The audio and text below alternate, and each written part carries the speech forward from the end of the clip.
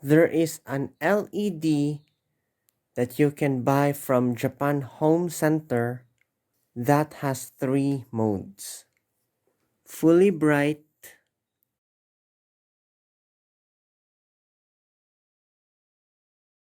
partially bright,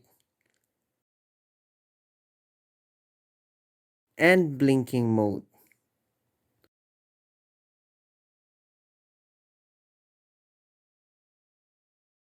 If you are new to this channel, just hit the subscribe button for free.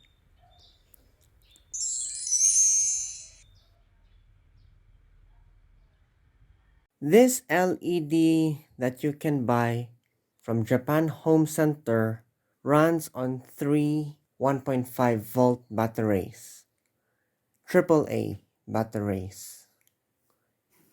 Here's the instructions on how you will install it. First, open the cover of the flashlight at its base.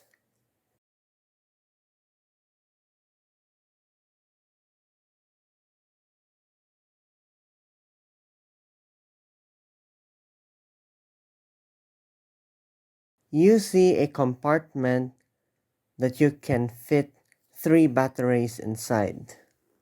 This is how a AAA battery looks like.